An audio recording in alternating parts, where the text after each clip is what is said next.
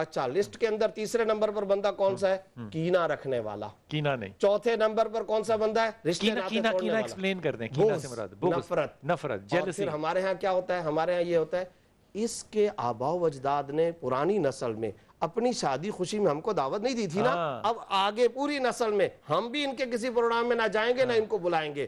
خدا را نفرت کو آپ نسل میں منتقل نہ کرو، عداوت کو عادت نہ بناؤ. آج کی رات کا یہ اور اپنی زندگی سے بھی نکالو. اپنی زندگی سے اسی لیے اللہ نے کہا نا ماشاءاللہ لا حول ولا قوت الا باللہ. اللہ اس کے لیے بھی نعمت کرے اور مجھے بھی اس سے بہتر عطا فرمائے. اب اگر ان گناہوں میں کوئی مبتلا ہے تو پہلا کرنے کا کام نفل بعد میں پڑھ لے. اچھا میں کہتا ہوں پہلے اپنے آپ کو اس فہرست سے نکالو. ماں باپ کی عزت وہ نہیں کرے گا جو کہ مشرک نہیں ہوگا. بالکل صحیح، ایمانداری کی بات ہے. یہ کردار جو ہے نا یہ پرویا ہوا ہے آپس میں، یہ الگ الگ کوئی نہیں ہے. حضور اقدس اگر میں غلط ہوں گا تو مجھے آپ نے ہدایت فرما دینی ہے. جیسے علامہ صاحب نے فرمایا کہ آخری 10 شبیں، میں نے امام جعفر صادق کی روایت میں یہ پڑھا ہے کہ احتیاط جس طرح کی کہا علامہ صاحب نے، مفتی صاحب احتیاط کے طور پہ 19ویں شب جو ہے اس کو بھی اختیار کیا جائے، کیونکہ وہ بھی 9 اور 1 10 اور 1 نمبر بنتا ہے، تو وہ سب سے اہم بن جاتی ہے کیونکہ وہ 1 بنتا ہے اور 1 اکائی جو ہے وہ توحید کی طرف زیادہ رجحان ہے. فرمائیے گا. بسم اللہ الرحمن الرحیم، الحمدللہ رب العالمین، ثم الصلاۃ والسلام علی رسولہ الکریم واہل بیتہ الطاہرین الطاہرین، اما بعد. آپ نے بہت ہی عمدہ سوال کی طرف اشارہ فرمایا، اور میں اس بات کا آغاز مفتی صاحب نے جیسا کہ آیات قرآنی کی طرف توجہ مرکوز فرمائی، تو یہیں سے بات کا آغاز کرتا ہوں کہ پروردگار عالم نے اس شب کو جو برکت اور رحمت عطا فرمائی ہے وہ نزول قرآن کے سبب سے ہے. اسی لیے قرآن پاک کی ہمیں آیت ملتی ہے شہر رمضان الذی انزل فیہ القرآن.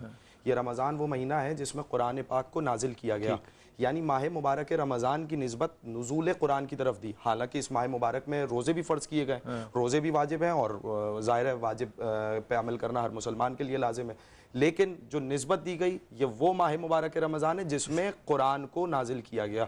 تو چونکہ یہ آپ اشارتاً کہہ رہے ہیں کہ اللہ نسبتیں مانتا ہے. بے شک، انا انزلناہ فی لیلۃ القدر، ہم نے اس کو نازل کیا.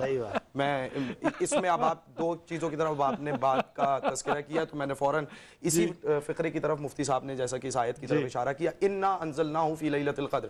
بہتر جانتے ہیں ضمیر متکلم مال غیر کی ہے، یہ جمع کا مفہوم رکھتا ہے، لیکن یہاں عظمت کی خاطر پروردگار عالم نے کیا کہا؟ ہم نے اسے ہم نے اسے قدر کی رات میں نازل کیا. اچھا کہہ دیتا پروردگار ہم نے قرآن کو قدر کی رات میں نازل کیا، نہیں، ضمیر غائب رکھی.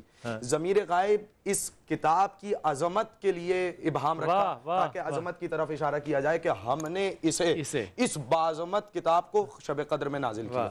تو اب سوال یہ پیدا ہوتا ہے جب پروردگار عالم نے قرآن کو شب قدر میں نازل کیا، شب قدر، اب سوال یہ ہے پورے سال میں کون سی رات میں ہم شب قدر تلاش کریں؟ تو بہت آسان مفہوم یہاں پہ پہنچ گیا کہ ماہ مبارک رمضان میں شب قدر ہے.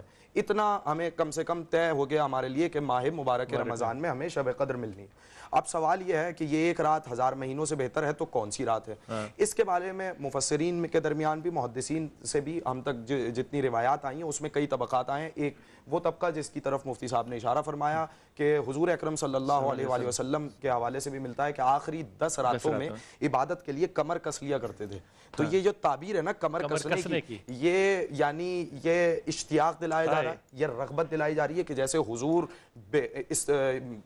مستعد ہو جاتے تھے، جیسے حضور تیار ہو جاتے تھے، جب حضور اکرم ان کی سیرت پر چلنے والوں کے لیے بھی لازم اور ضروری ہے کہ وہ حضور پر عمل کریں. اب آپ کے سوال کا دوسرا حصہ کہ امام جعفر صادق علیہ السلام سے جو روایات آئی ہیں ان میں ہمارے نزدیک جو معتبر ترین روایات ہیں، جن میں ان میں سے ایک روایت یہ ہے اور اس کے راوی حماد ابن عثمان سے یہ روایت نقل ہوئی ہے. امام صادق علیہ السلام سے جب سوال کیا گیا کہ لیلۃ القدر کون سی شب ہے، شب قدر کون سی شب ہے، تو امام نے فرمایا اطلبھا، یعنی تلاش کرو شب قدر کو، طلب کرو، تلاش کرو. کون سی راتوں میں؟ 3 راتیں بتائیں، شب 19 میں، شب 21 میں، شب 23 میں. پھر ایک الگ حدیث اور ایک الگ روایت میں ہمارے ہاں اس کی علت بھی بنائی گئی کہ شب 19 میں تقدیر بنتی ہے، شب 19 میں تقدیر بنتی ہے یعنی تقدیر لکھی جاتی ہے. شب 21 میں اس کا حکم کا فیصلہ کیا جاتا ہے، اور شب 23 میں اس کو امضا کیا جاتا ہے، نافذ کر دیا جاتا ہے. اب یہ جو تقدیر بنتی ہے، تقدیر کا مسئلہ ہمارے اختیار کے ساتھ متضاد نہیں ہے. میں اس کی طرف ہلکی سی روشنی ڈالوں گا، انشاءاللہ پھر اس کی تفصیل سے اس کے اوپر گفتگو کریں گے. تقدیر کا مسئلہ اختیار سے متصادم نہیں ہے. ٹھیک. کیا مطلب؟ پروردگار عالم لیاقت، شائستگی اور اعمال دیکھ کر تقدیر عطا کر رہا ہے اپنے جو فرشتوں کو نازل فرما رہا ہے. تو اگر ہم پورے مہینے میں پورے سال میں اپنے گناہوں میں ڈوبے ہوئے ہیں اور ہم نے ماہ مبارک رمضان کے ایام بھی اسی طریقے سے گزارے ہیں, تو پھر جیسے کہ آپ نے کہا کہ شب قدر میں اگر آپ سو جائیں قدر والی رات میں, تو پھر آپ کی تقدیر بھی سو جائے گی. تو اسی طریقے سے ہے کہ گویا اس رات کو شب قدر کے لیے آمادہ اور تیار کیا جا رہا ہے. اچھا جملہ آپ نے کہہ دیا, اور آپ گزر گئے اس اچھے جملے کو کہہ کے کہ تقدیر جو ہے وہ اختیار سے کانفلکٹ میں نہیں ہے, یہ دونوں تضاد چیزیں نہیں ہیں. تقدیر اور ہے, تدبیر اور ہے. تدبیر اور ہے. انشاءاللہ اس پہ بحث کریں گے سحر حاصل. لیکن مجھے آپ لوگوں نے ایک لمحہ دینا ہے, میں آپ کے سوال پہ واپس آؤں گا کہ اگر اللہ تعالیٰ نے قرآن لیلۃ القدر اور شب قدر میں کیا, تو کیا وہ ایک شب کا ذکر ہے یا تب, یا اس سے کچھ اور مراد ہے؟ یہ آپ فرمائے گا. حضور اقدس سب سے پہلے تو یہ فرمائیے کہ آپ اپنے پروجیکٹ کو انٹروڈیوس کیسے کراتے ہیں عوام الناس سے, جن لوگوں نے کبھی نہیں دیکھا, کسی نہیں پتا, وہ کرکٹ نہیں دیکھتے, وہ مصباح کو نہیں جانتے, وہ آج آپ سے تعارف لیں کہ آپ کیا کرتے ہیں, کیا کریں گے؟ سب سے بڑا جو, بہت شکریہ جی, بسم اللہ الرحمن الرحیم. سب سے پہلے جو ہے وہ اس مسئلے کو سمجھنا, مسئلہ سمجھنا کہ بچوں کے دل کا جو مسئلہ ہے اس کو سمجھنے کی ضرورت ہے. کہ پاکستان میں کچھ 60,000 بچے پیدا ہوتے ہیں ہر سال, اور پوری دنیا میں 100 میں سے ایک بچہ ریشو ہے, 100 بچے پیدا ہوتے ہیں تو ایک کو دل کا مسئلہ ہوتا ہے, 8 ارب میں سے 1%. جی, اور پاکستان میں اس سے کچھ زیادہ ہے. اگر ہم ایک کے حساب سے بھی لگائیں تو 60,000 بچے پیدا ہوتے ہیں جن کو دل کا کوئی نہ کوئی عارضہ ہوتا ہے پیدائشی طور پہ. ان کے یا تو دل میں سوراخ ہوتا ہے یا کوئی چیمبر نہیں ہوتا, کوئی نہ کوئی کمپلیکیشن ہوتی ہے. اب ان میں سے تقریباً 1/3 کو امیجیٹ پہلے سال ان کی جان بچانے کے لیے سرجری کی ضرورت ہوتی ہے, جو کہ 20,000 بنتے ہیں تقریباً. ان کی سرجری ہو جائے تو مور دین 90% وہ سروائیو کرتے ہیں اور نارمل لائف گزارتے ہیں, بڑے زبردست ایک ایکٹیو لائف گزارتے ہیں اور سہارا بنتے ہیں اس سوسائٹی کا بھی, اپنی فیملی کا بھی. لیکن پاکستان میں انفارچونیٹلی جو ہماری کیپیسٹی وہ صرف 4,000 کی ہے. ہم 4,000 سے زیادہ آپریشن نہیں کر سکتے. اور وہ بھی کہاں کر سکتے ہیں؟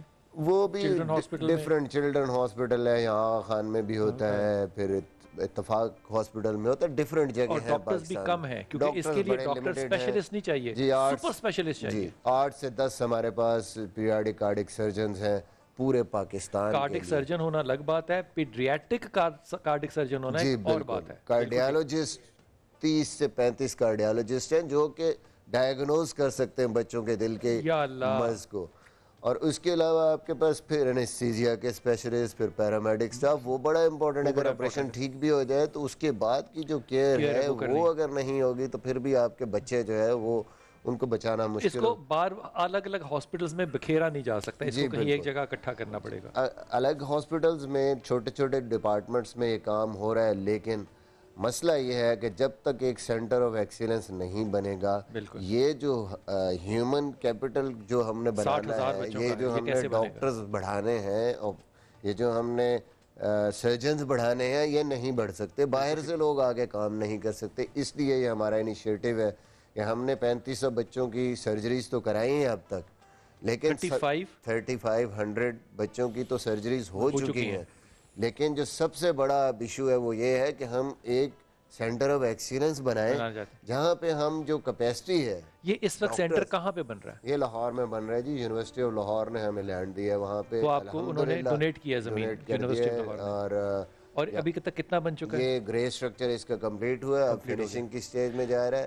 یہ ٹوٹل پروجیکٹ کتنے کا ہے؟ 60 کروڑ تقریباً اس پہ لگ چکا ہے. گرے اسٹرکچر پہ 2 ارب 40 کروڑ اور لگے گا. بالکل اس کو اگر ڈالر کی قیمت کو آج فریز کر دیں, جی بالکل, اس کے جو ساتھ کہ ساتھ میں بھی نہیں کر سکتا اور آپ بھی نہیں کر سکتے, جی بالکل, تو ہمیں کم و پیش 3 ارب روپیہ چاہیے. جی اور یہ 3 ارب روپیہ کوئی ایسی بڑی رقم نہیں ہے جو کہ ہمارے ہاں ایسے لوگ نہیں ہیں جو کہ ایک ایک فرد دے سکتا ہے.